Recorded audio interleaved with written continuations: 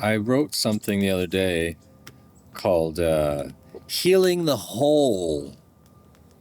And what started it was I was digging up a blackberry patch in the backyard here. And I wanted to, finding a way to work smarter, not harder. So to use intelligence to assess the given situation and what's the best way to meet my goal, and also do it in such a way that causes the least amount of harm. So I did a little bit of research and found that the key to removing them, blackberries that is to go for the crown, right? Which is where all the cellular life begins, divides. Everything grows from there. All those canes, those nasty canes that we fight with, grow from the crown. So I was totally fascinated by it and got the right tools and would just kind of just find you see the canes, which are the stalks, the canes, follow them back to the ground, just gently, lightly brush away the top layer of moss or what have you, and then just a circle around the base of the cane, and you find the crown. It's like a little knot-looking root, looks like ginger, like a ginger root, and sever the roots that attach to it. No need to pull and fight and dig and wrestle with the plant, which I have done lots of. I mean, here in this part of the world, I mean, that type of blackberry is invasive, right? They're nasty, so they grow everywhere. So sever the roots and actually leave the roots in the ground. You don't have to pull them out. In fact, it's actually beneficial to the soil to leave them in the ground because it's organic matter. It decomposes and adds nutrients, yes, nitrogen to the soil. So it's less destructive, and nature can upcycle it, if you want to use that word. So anyways, I did that, and just a sort of a curiosity was stirred up or awakened in me, a sort of a childlike curiosity, just a fascination with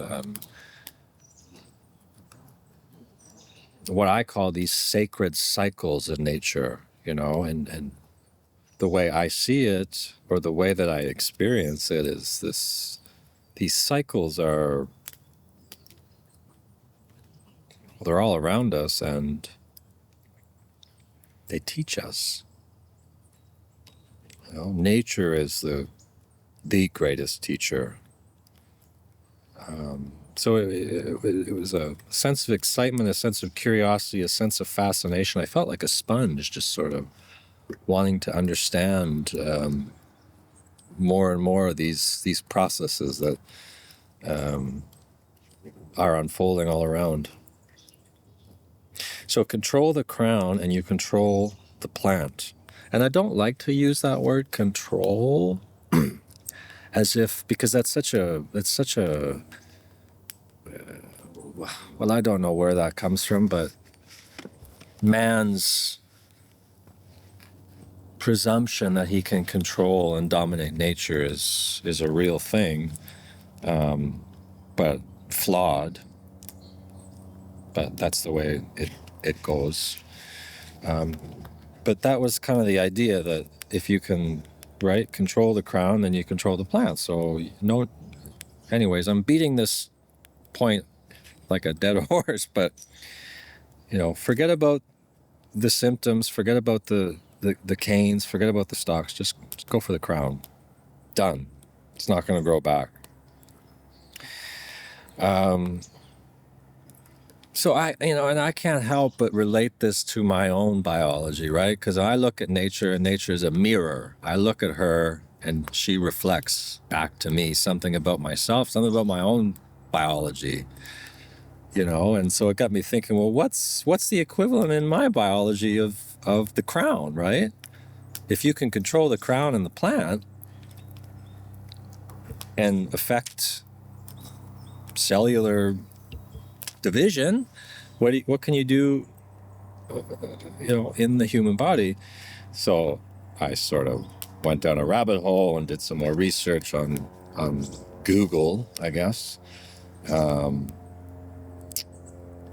and the crown in our biology would be stem cells, right? Which makes sense. They're the cells that exist, I think, everywhere in our body, and they divide, but they can also differentiate. They can become different cells if the need is there.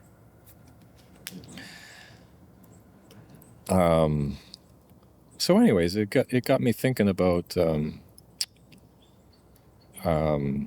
intelligence of nature, I guess.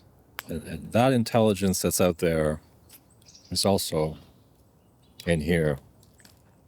And healing the whole really is, when you pull that crown out, and this metaphor is not perfect mirror to what I'm trying to say about my own biology, but when you pull that crown out and you make a hole, there's also the it's very necessary to heal that and to fill that hole, right? So it just seems a beautiful reciprocal cycle and a wisdom that's inherent in nature that just, to me, is beautiful.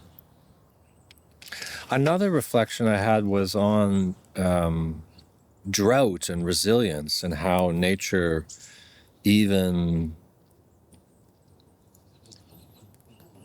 requires that, right?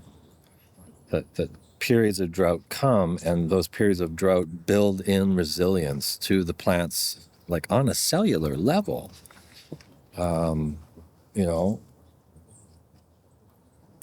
A pampered plant is going to have less vitality, less vitality, less energetically, if you will. And so therefore it's necessary for a certain amount of tension or not trial, but drought, periods where abundance is not always available, and that in the long run makes the plant much more resilient. And if we humans then harvest that plant for food or medicine, the phytonutrients in that plant are much more concentrated, So I worry about, or I'm concerned about, how comfortable we are in the West, how comfortable we have become, how satiated, how fattened we have become. And I think that's a real danger to our biology, our ability to think critically and to respond to threats as they arise. And